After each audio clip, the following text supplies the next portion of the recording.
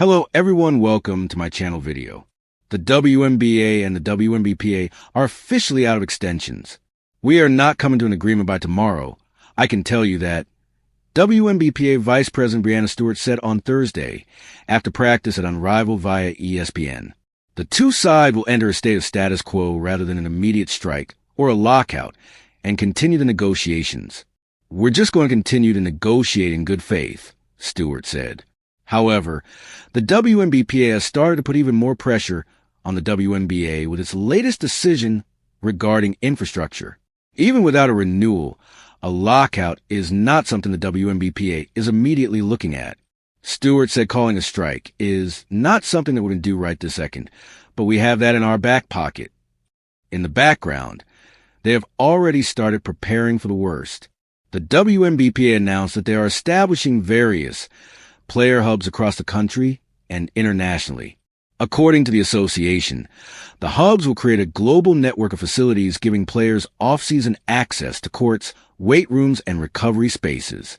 We reached out to facilities across the country and around the world, and the response has been overwhelming, said Jana Palmerinelli, SVP, Player Relations, WNBPA. In the case of a lockout, the players will lose access to the franchise facilities until the situation is resolved. They won't be able to practice and stay in shape, potentially regressing in their game.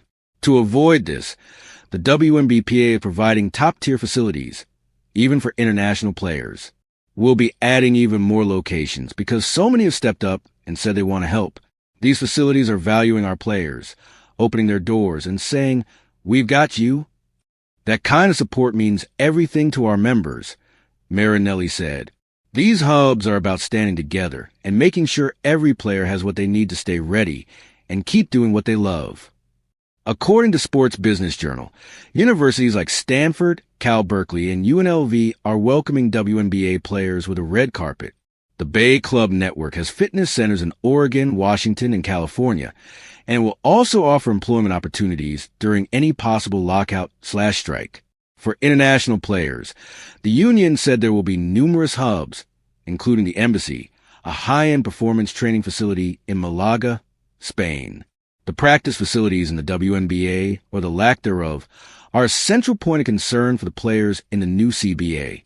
The WNBPA has proposed a series of requirements for teams involving their facilities, including private practice facility access and various locker room and training spaces. However, the league hasn't yet agreed to those standards as of a month ago. This move is also a subtle negotiation tactic to get the new WNBA facilities in a better shape. This infrastructure move isn't just about preparation. It directly impacts the balance of leverage at the bargaining table, where the league's lockout stance has recently come into sharper focus. WNBA weakened after its lockout stance becomes public. It has been well more than a year since the WNBPA opted out of this past CBA. The two parties have still not agreed on a new one. The negotiations have spiraled via multiple proposals and tactics, but the players have held firm through the uncertainty and difficult situations. At this stage, the momentum has swung noticeably toward the WNBPA, placing the league in a far more pressure negotiating position than before. Sources told ESPN that the WNBA has not been considering a lockout. League sources believe both sides will get a deal done, and there will be a 2026 season, wrote Kendra Andrews. Negotiation is all about leverage. The current sticking point is the consideration of gross or net revenue. Net revenue is described as revenue after removing expenses, whereas gross revenue is revenue before subtracting expenses. According to the WNBA, calculating expenses is essential in the CBA projections, while the WNBPA believes it's not their purview to consider the expenses because that is essentially out of their control. WNBPA is proposing a 30% revenue share. According to ESPN, the WNBA projects it will lose them $700 million over proposed CBA. The WNBPA disagrees due to this calculation discrepancy. In this standstill, the WNBA had the ability to impose a lockout on the WNBPA because it would result in major losses for the players.